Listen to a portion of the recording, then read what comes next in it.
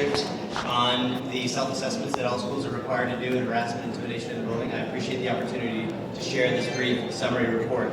I will be joined in part by Ms. Karen Fennell, who is the lead for high school work in this area. We can go to the next slide. So just as a reminder, we do this every year where we have all schools do a self-assessment on the work they're doing to prepare to do everything they can to combat harassment, intimidation, and bullying. And this self-assessment allows schools to develop specific resources and to develop specific plans so that there's prevention, remediation, and reporting of the HIV incidents in the upcoming year. This report focuses only on the self-assessment and begins at the beginning of the year. As we will do every year, in the middle of the year, we will report on the actual incidents as required by the state and as related to QSAC. We can go to the next slide. So further reminding us of the context of where this report comes from, it is required by the Anti-Bullying Bill of Rights Act that was passed several years ago. And it ultimately leads to the state reviewing our self-assessments, which will happen this week, and then posted online for anyone to review the specific grades that those self-assessments reveal for schools.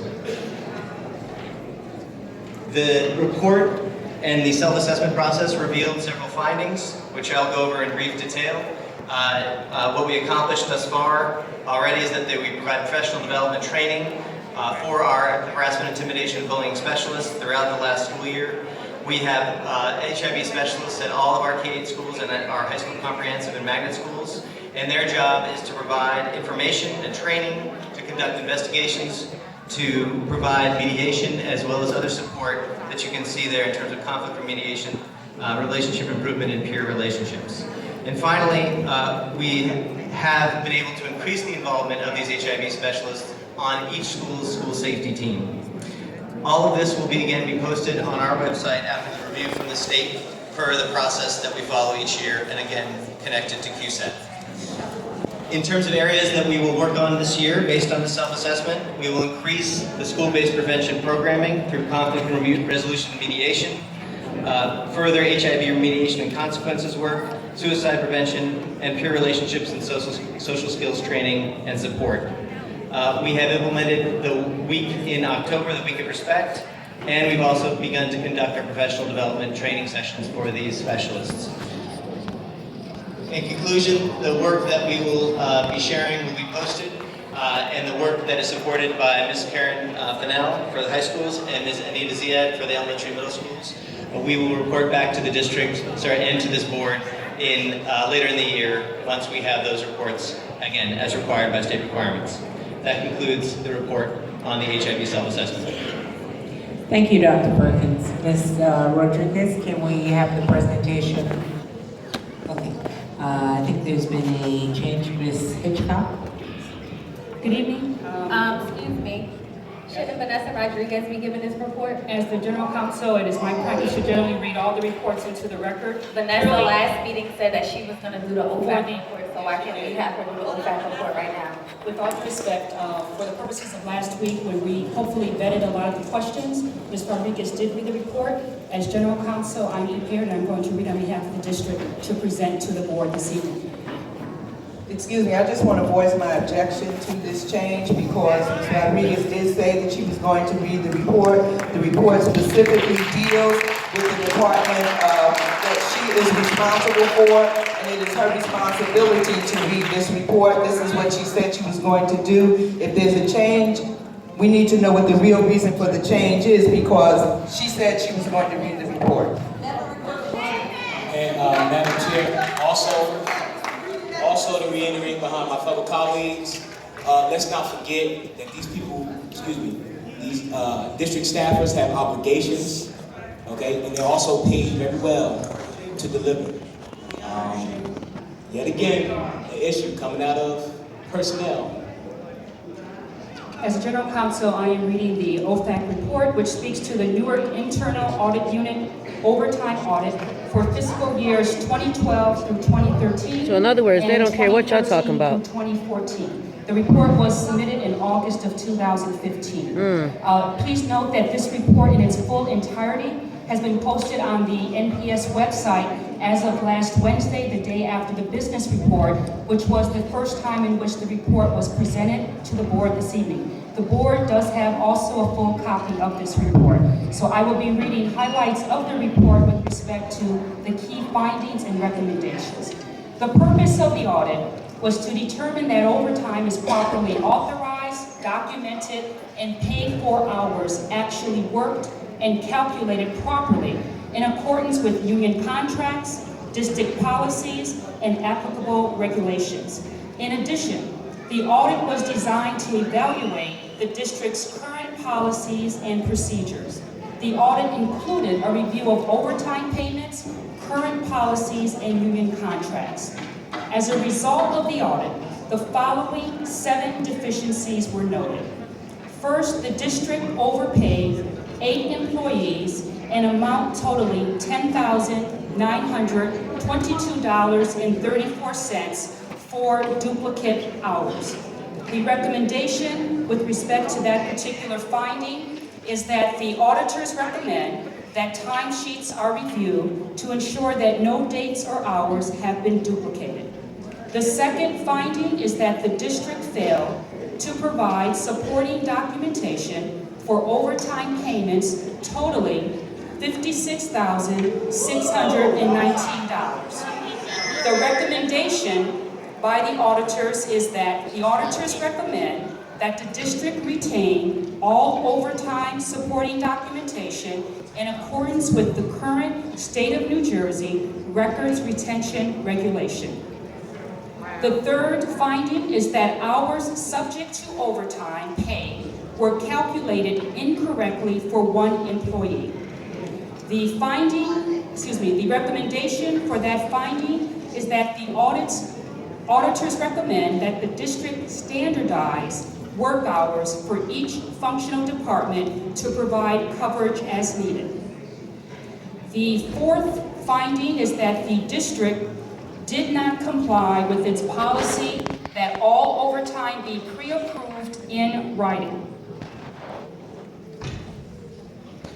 The recommendation for that particular finding is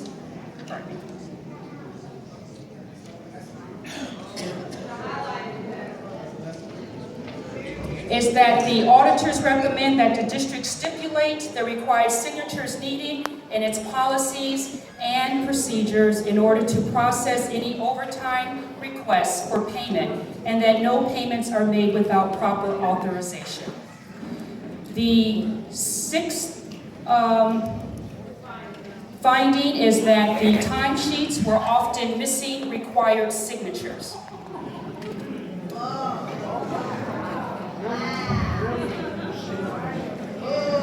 The recommendation is that department heads should be provided with overtime budgets at the beginning of each fiscal year, detailing the accounting of overtime expenditures by employees should be provided to department heads no less than quarterly for review. And the final finding is that overtime was not calculated correctly for Local 32 of the AFL-CIO. And the recommendation for that particular finding is that the district must follow the terms of the memorandum of agreement and calculate overtime for Local 32 employees based on hours worked in excess of 40 per week. As the board is aware, and as members of the community may also be mindful of under the statute, the district is required 30 days from the presentation of this report to return and present what is called a CAP, a corrective action plan. And that will be done very timely at the November board meeting. Thank you. Madam Chair. Yes, Madam Chair. Madam Chair,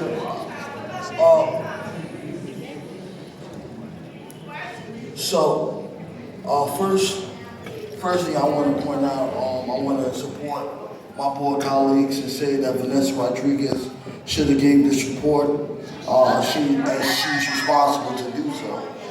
I also want to point out that when we're talking about QSAT, this is the second incident under the administration watch that happened in personnel.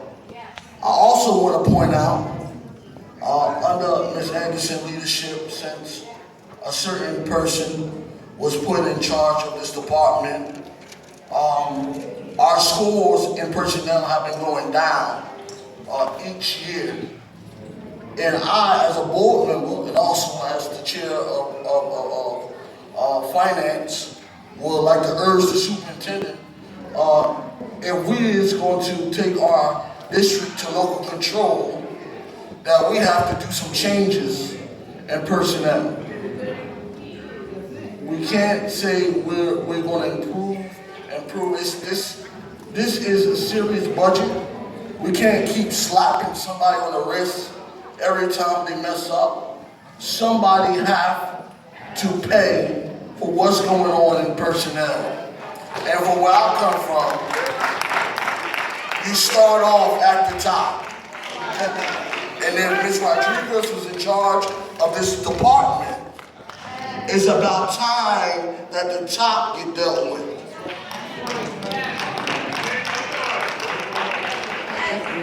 Chair. And if the district don't want to do something, I think we as a board should take our own actions.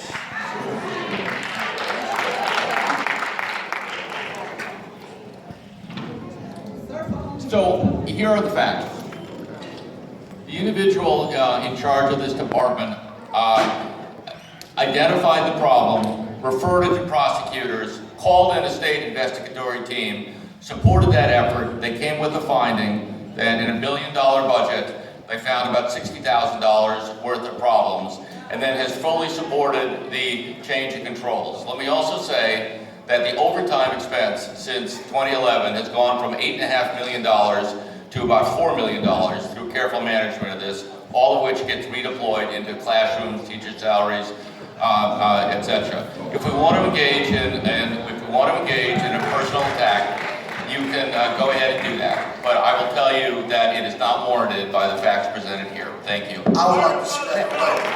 Madam Chair, Mr. Superintendent, for the record, since you put this on the record, I would like to see that in writing. It's an honor to put that in writing. Mr. Jackson first, and then Ms. Pastor. So let me just first start off by saying, yet again, I'm very disappointed in the total disrespect that the district continues to show, not only to this board, but to the community as a whole. If Chief Town Officer could present a cap at our business meeting, a cap could have been presented to the public meeting. And I'm not understanding why that didn't happen. But moving right in, exactly, no accountability. Yet again, shame, pass the blame, pass the buck. No one wants to take accountability. No one wants to take responsibility. That's the main issue here in Newark Public Schools. No one's accountable. It always happens when somebody else is watching, not my watch. And it stops today. So, a few things with the report from last week and hearing this report this week, and I'm not going to take too much of the time to get right along with the issues. So, if I'm understanding this correctly, there was no budget allocated for overtime? Incorrect. Okay, so what was the budgeted amount for overtime? The amount that was spent. Okay, so what is the dollar amount that was spent for overtime? Since I have to be technical.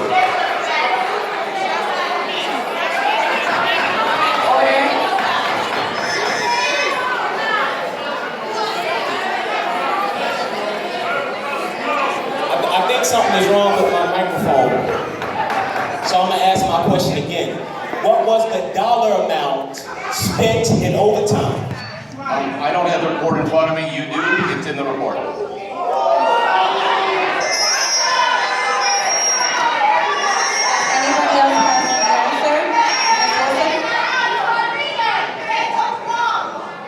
Ms. Rodriguez, would you care to answer? So, Marty, is the specific question, sir, how much was spent on overtime? yes. Yes, the answer, and I'm going to have to give you a round number, is, but it is in the report, was I believe about $8.5 million, and now it's down to about $4.3 million. Right, no, I understand that. So what was actually budgeted? with the expense? I appreciate your question. I will have to get back to you in writing. I don't have that figure in front of me.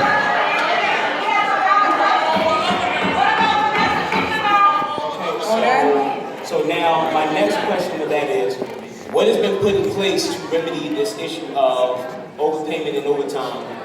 And since obviously there was some poor management in terms of people fraudulently signing overtime sheets or whatever have you. And with that being said, the district pays money into a system called Kronos. Is that not used for overtime? It should be. Kronos, as I understand it, sir, records the sort of punch in, punch out time, so yes, it does track hours. Okay, so if that was that used for overtime? Because if so, that should have been able to catch this problem. Well, what can happen, and I don't know that it happened in this instance, is people have other people sign in for them and sign out for them. You can't do that. You can't do that. You can't do that. So let me just say this. Kronos. What I'm trying Fingerprints. to get at, hold on, one second. What I'm trying to get at is, as we all know, Kronos is a fingerprint system. In which Finger. a person has to use their actual fingerprint. They are, I believe the company is called BioTrack or BioTrack. The company did change names, however. What happens is you submit your fingerprints to the state, and your fingerprints are then entered into a system. So in order to punch in and punch out, you have to punch in the ID number and then scan it with your finger. So I brought that up because if the district is paying this money to use this computer system to have employees signed in and out, was this used for overtime? Because if it was used for overtime, it should have been able to catch the problem when people receiving pay for hours they didn't work. So first of all, I stand corrected about the fingerprint dimension. Thank you for bringing that up. Superintendent? That's it. Ms. Wilson? We'll be happy to provide a fuller explanation of the controls that have been put in place in this. I believe, as the general counsel said, that part of our duty in this regard is to provide a corrective action report, and that will be forthcoming. Thank you. Ms. Pascal-Richardson? Yes, two questions. One, Ms. Rodriguez, I know that you must have been aware that overtime was not clocked in via Kronos. So my question is, at the point that you, the district, realized that this was a problem, why was the correction not made immediately? Or has the correction been made and is overtime? Oh, she's not here? No, Oh, she's okay. And if it was made, when was it made? That is one question. And the other question on the OFAC report, it refers to this as an internal audit. So who actually did the audit? Was this internal as in done internally within the district, or did an outside entity do this audit? Who actually did this audit? And I'm asking that question for a very specific reason, because I want to know who decided to actually name the unions that the employees belong to, because I don't understand the necessity of that. Ms. Rodriguez? Good evening. We turn over the microphone. Good evening. Thank you. Good evening, board members, community members, educators, and students. So the first question was, when did this come to our attention? In the spring of 2014, it came to my team's attention that we had 3 employees who were abusing the system. At that moment, I requested support from our internal state auditors to do an internal review. We also had to refer the investigation at that point around those 3 employees to the prosecutor's office, which is still in process, so we don't have a final finding on that from the prosecutor's office. But we requested the support from our state auditors who did do this audit and presented the findings to us this August 2015. So we have been waiting since we requested for their review in the spring of 2014 to see what their findings would be, which arrived this August of 2015. In terms of the Kronos process did not include the functions when they were created for overtime. That was not a part of the Kronos process when it was created in the system. The entire overtime process has been a paper-based process going back many, many years. After this came to our attention, our team started to work on building in the function into Kronos, which we will present next month as a part of our CAP. We've had a working group around this, and we also are piloting that new process in Kronos this fall.